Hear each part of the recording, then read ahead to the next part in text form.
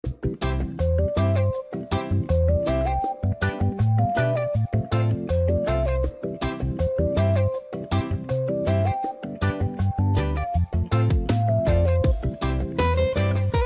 buenos días a todos, hermanos y hermanas. Estamos un día más con la bendición de podernos exponer ante la palabra de Dios. Dice Colosenses 3:16, la palabra de Cristo mora en abundancia en vosotros, enseñándoos y exhortándoos unos a otros en toda sabiduría. Y eso es para lo que estamos nosotros dedicando este tiempo a escudriñar sus escrituras para que su palabra abunde en nosotros y que ésta pueda exhortarnos y que nos pueda guiar a toda verdad. Hemos llegado a Génesis 31. Este es un capítulo muy interesante. Aquí la situación es que Jacob está llenándose de ganado. Se recuerdan que en Génesis 30 Labán le había preguntado a Jacob qué quería de salario por quedarse más tiempo con él. Jacob había querido emprender viaje, pero Labán le dice, no, quédate y te voy a pagar lo que tú digas.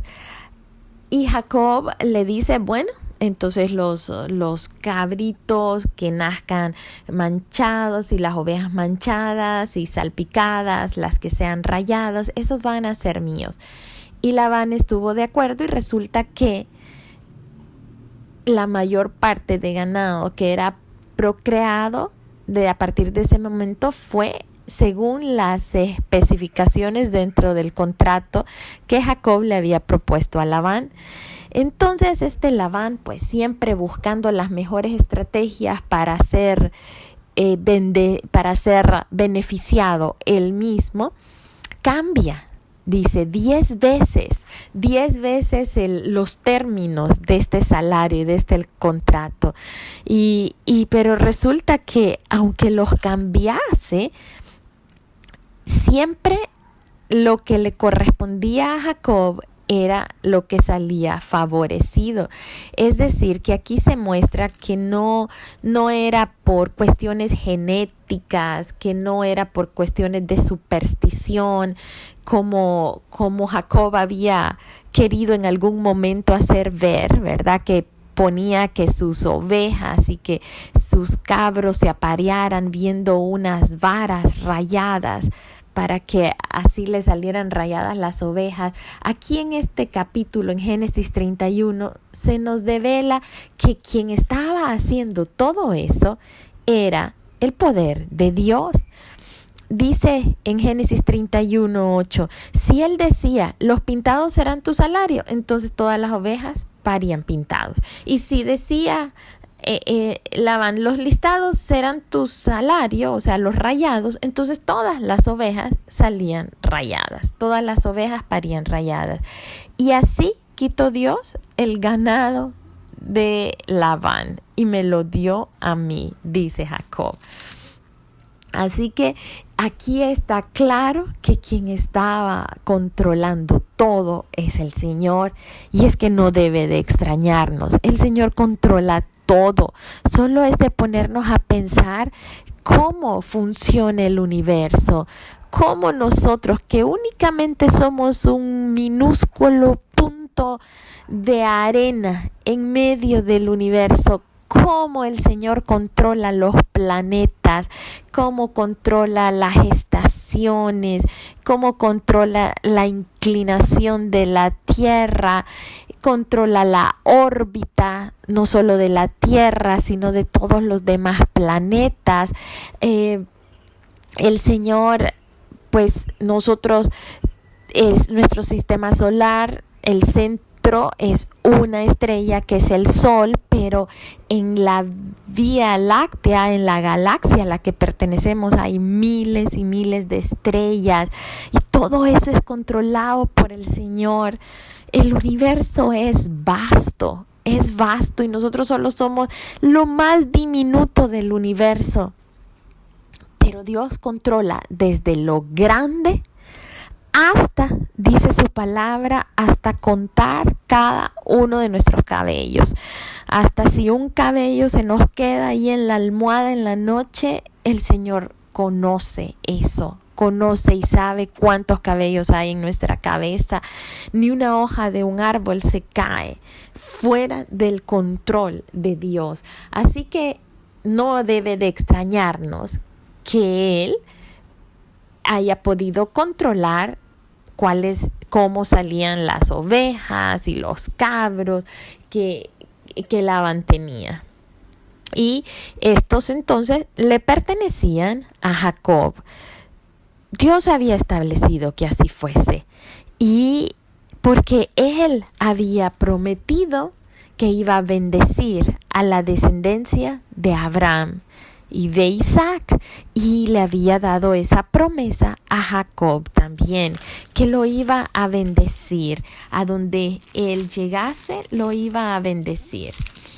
Así que tenemos aquí que verdaderamente Dios está interviniendo a favor de Jacob. No hay mayor recurso que nosotros podemos tener que Dios esté de nuestro lado, que la gracia de Dios esté en nosotros. La gracia de Dios abre puertas que nada de nosotros las puede abrir, ni todos los recursos del mundo pueden abrir. La gracia de Dios es el mayor y es el mejor recurso que nosotros podemos tener para vivir aquí en la tierra. Así que cuidemos la gracia de Dios. Y se me viene a la mente en este momento un versículo que ha sido para mí muy revelador, y es Hebreos 12:15, que dice: mirad bien, no sea que alguno deje de alcanzar la gracia de Dios, que brotando raíz de amargura os estorbe, y por ello muchos sean contaminados. A mí me llama mucho la atención este versículo, porque nos dice que cuidemos de no perder la gracia de Dios, de no dejar de alcanzar la gracia de Dios. ¿Por qué? Por una raíz de amargura en nuestro corazón. Así que nuestro corazón debe de estar limpio. Nuestro corazón no debe de ser nido de resentimiento, ni de enojo, ni de ira. Nada que contamine nuestro corazón, nada que venga a entenebrecer nuestro corazón o a endurecerlo. Que sea desarraigado en nuestro corazón toda vanidad, todo orgullo, toda avaricia. Nuestro corazón debe de ser ese lugar en donde el Espíritu de Dios pueda morar ampliamente, no haciéndole sentir incómodo, sino que Él pueda ensancharse lo más que quiera, sintiéndose cómodo ahí adentro, que permanezca el Espíritu de Dios vivo dentro de nosotros. No lo apaguemos. Lo podemos apagar con todas esas actitudes, con todos esos deseos inapropiados, esas concupiscencias de adentro de nuestro corazón. Entonces, aquí vemos que la gracia de Dios estaba con Jacob, y la gracia de Dios está con nosotros, pero cuidémosla, cuidando nuestro corazón, guardando nuestro corazón, cuidamos la gracia de Dios en nuestras vidas. Y dice que bueno, que todas estas cosas estaban sucediendo. Entonces Jacob estaba siendo enriquecido, estaba creciendo su ganado mucho más que el de Labán. Así que Labán tiene una actitud fea en contra de Jacob, ya le estorbaba. Nos podemos imaginar qué feo lo ha de haber tratado, y no solo él, sino también sus hijos. Y Jacob lo nota y se siente incómodo, por supuesto.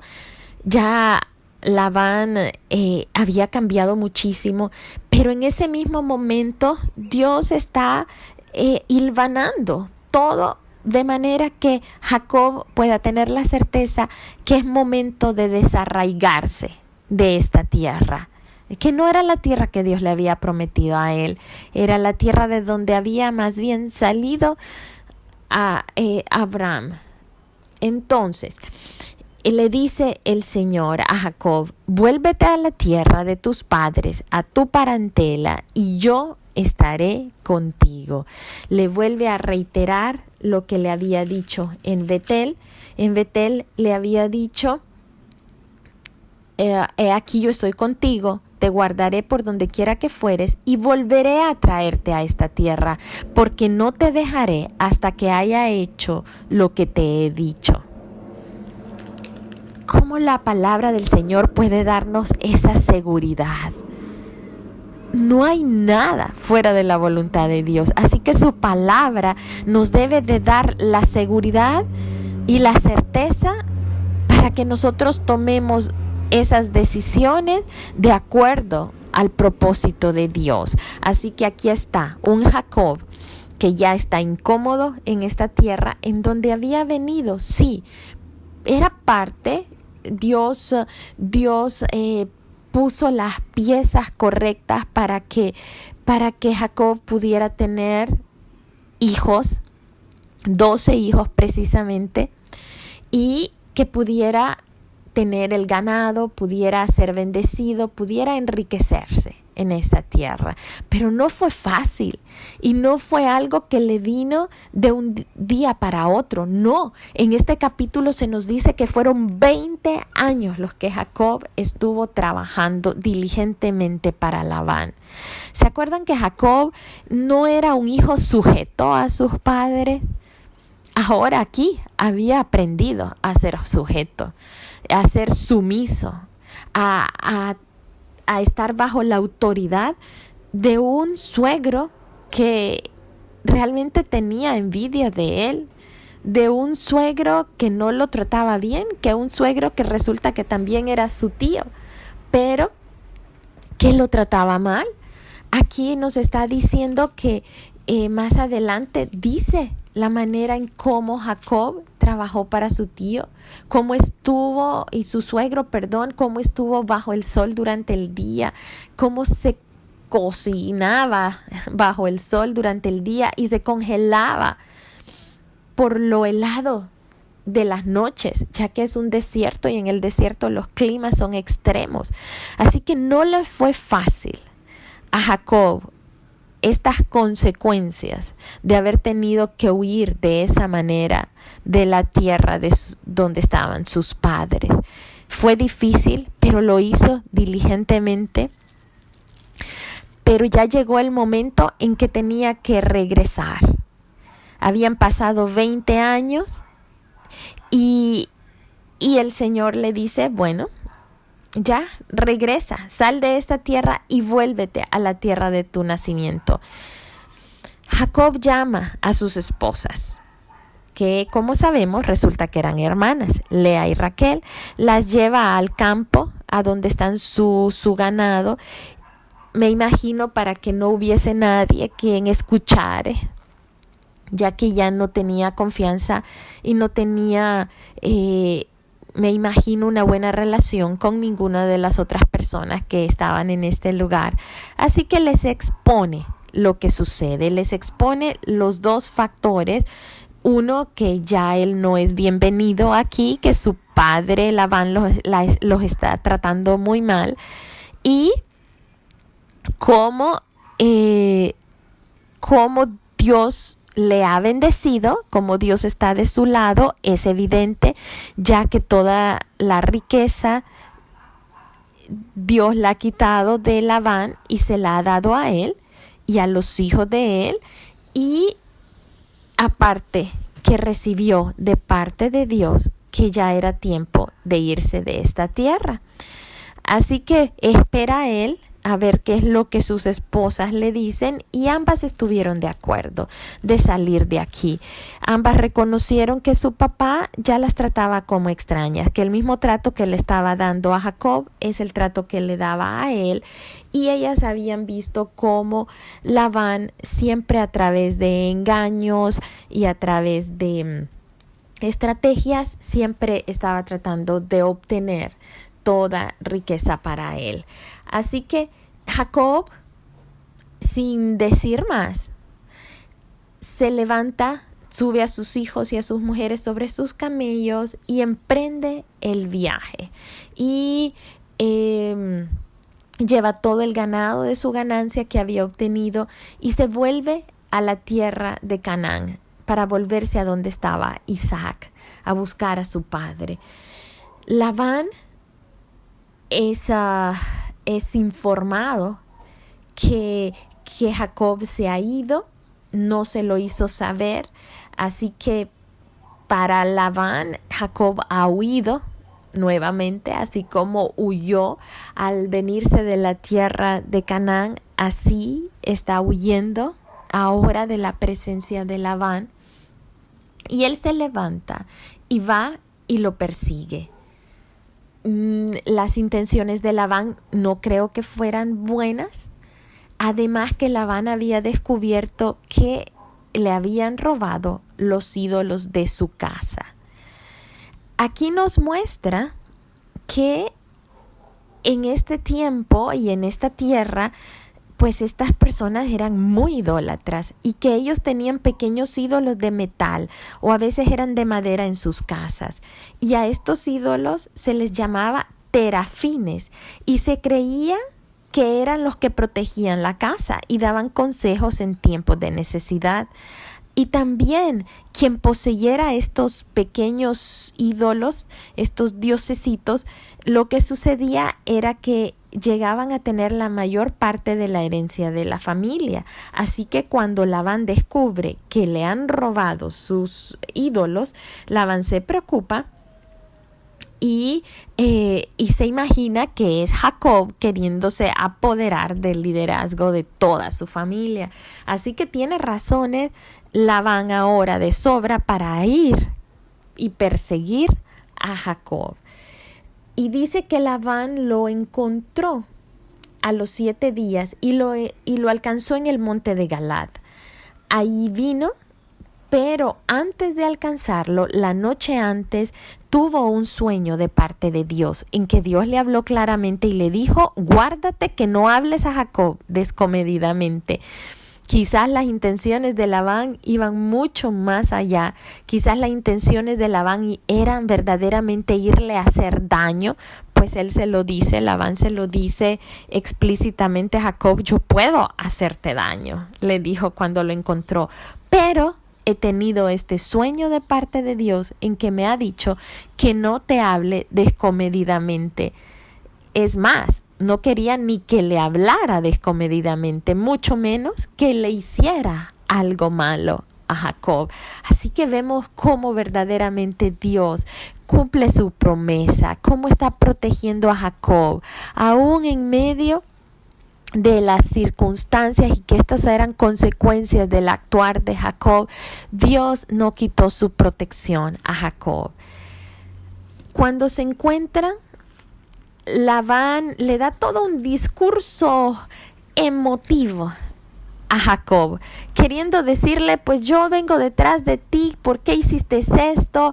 Y hasta cierto punto con un sentido de autoconmiseración, diciéndole: te has llevado a mis hijas, a mis nietos, te estás llevando todo lo que era mío, no me dijiste, no me dejaste ni besar a mis hijas. Le está dando todo un discurso en que yo pienso que está maquillando sus verdaderos sentimientos, porque sus verdaderos sentimientos eran que estaba detrás de Jacob, porque realmente se estaba llevando el ganado, se estaba llevando, pues, y él piensa que se estaba robando los ídolos.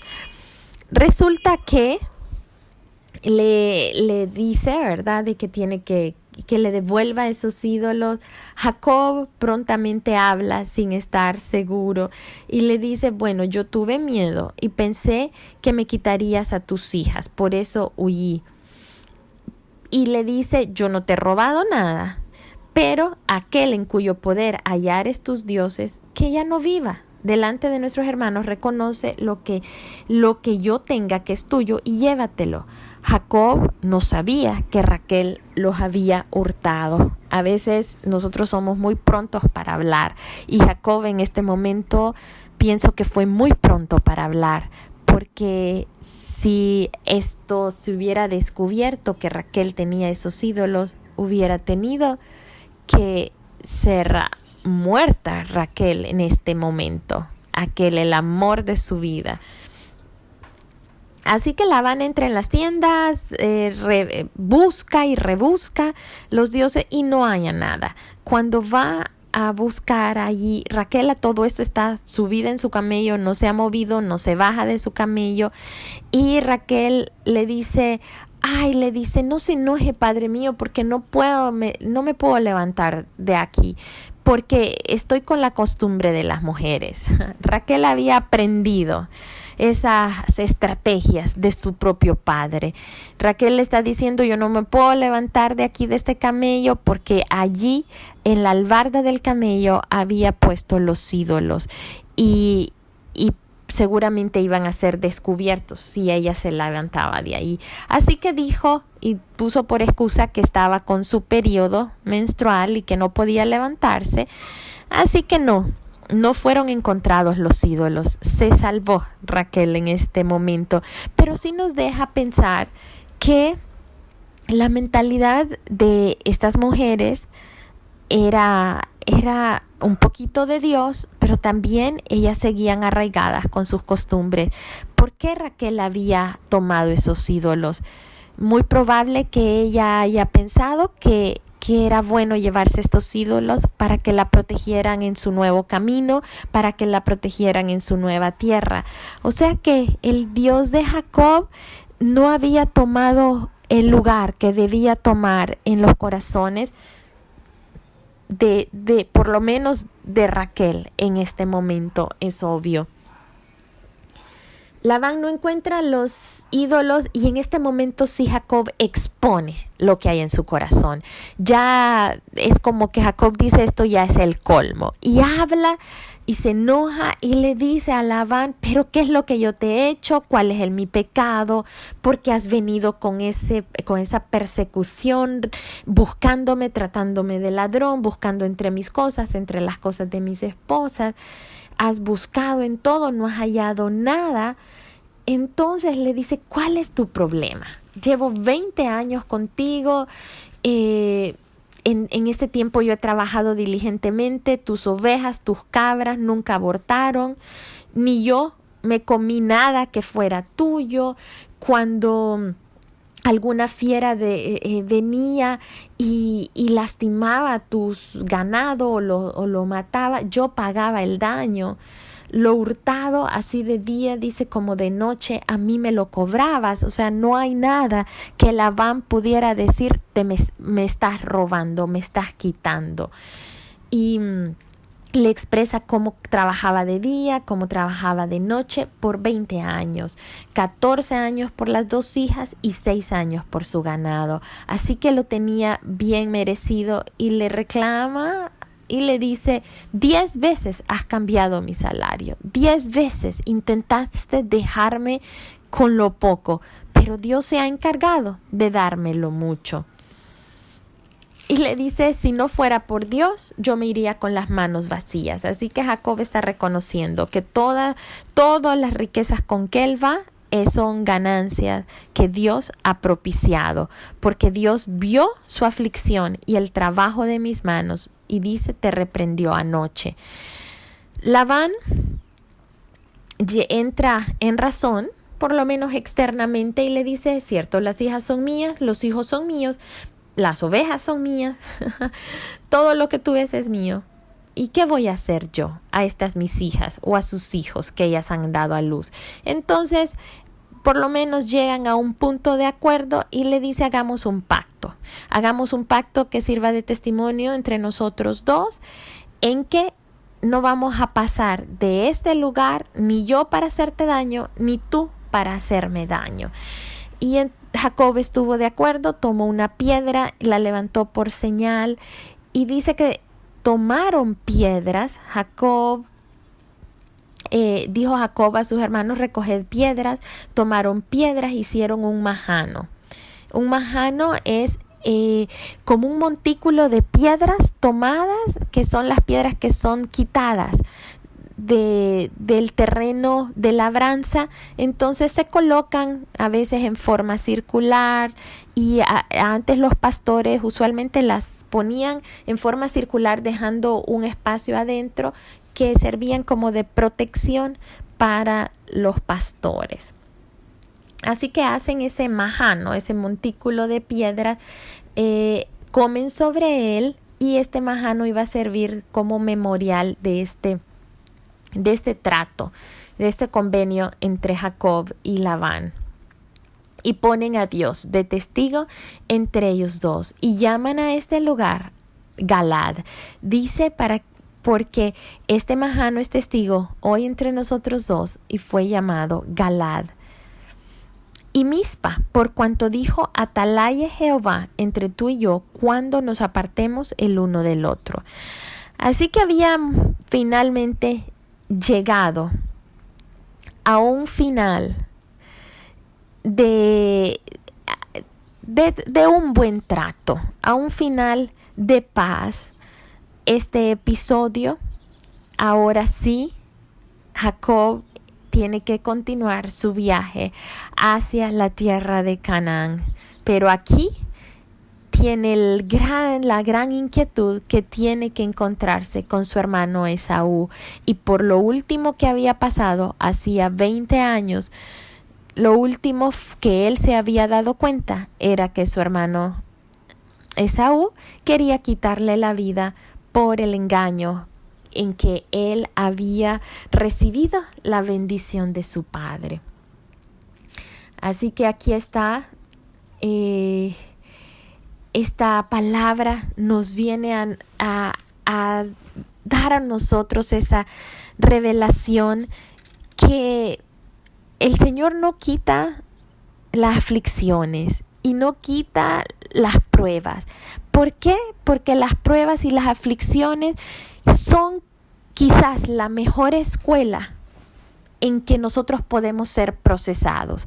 Jacob tenía muy malas actitudes, Jacob tenía muy malos hábitos, y estos 20 años de estar sometidos a un trabajo arduo le habían enseñado disciplina, le habían enseñado sumisión, le habían enseñado a respetar, a tener que seguir un trato aun y cuando había sido un trato injusto.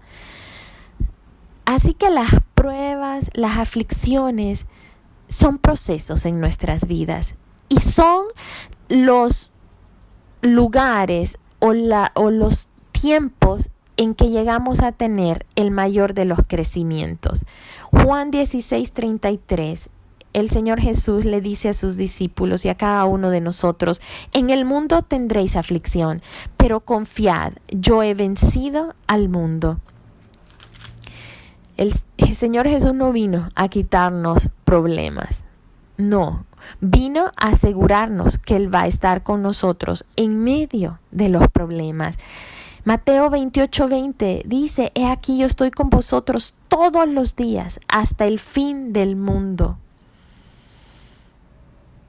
Isaías 41:10, el Señor hablando a su pueblo, hablando a cada uno de nosotros que somos su pueblo, dice: no temas ni desmayes, porque yo soy tu Dios que te esfuerzo, siempre te ayudaré, siempre te sustentaré con la diestra de mi justicia.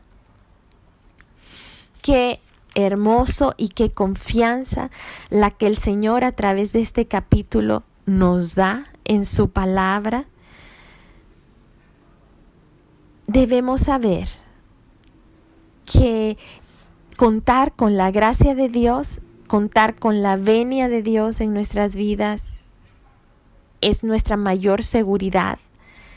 No hay lugar más seguro que estar en medio de la voluntad de Dios, y que cada una de nuestras acciones deben de ser de acuerdo a su voluntad. De lo contrario, no vamos a eludir las consecuencias. Vamos a siempre cosechar lo que sembremos.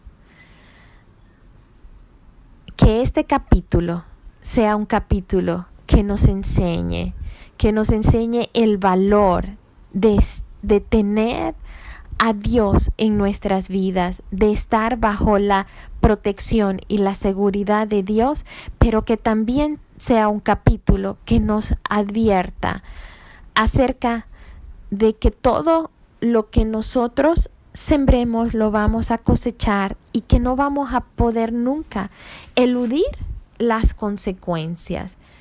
Que así como Jacob tuvo un proceso duro para ser perfeccionado, quizás nosotros vamos a tener que pasar procesos que no van a ser lo más livianos ni deleitosos, pero que podemos estar seguros de algo, que el Señor no nos va a hacer pasar por una prueba que no podamos soportar. Él en cada prueba nos va a dar la salida, pero tenemos que estar atentos, escuchar su voz y nunca apartarnos de Él, sino en cada prueba, en cada situación, aferrarnos más y más y más a Él, de manera que podamos tener esa comunión íntima con Él. Gracias, hermanos y hermanas. Este ha sido el capítulo Génesis 31, en que ahora sí Jacob, de regreso a su tierra, ha emprendido un viaje de regreso, y vamos a seguir viendo ese proceso en el cual Jacob es perfeccionado para llegar a ser ese nombre que Dios cambió de Jacob a Israel. Él va a crecer hasta llegar a ser ese nombre. Y nosotros, cada uno de nosotros, hemos de llegar a crecer al nombre y a la identidad que Dios nos ha dado, que es ser hijos e hijas de Él. Y en el proceso de nuestras vidas, en cada prueba, hemos de llegar a aprender y a ser perfeccionados si nosotros permanecemos en Él. Que Dios les bendiga y les guarde. Les amo en el nombre del Señor. Amén.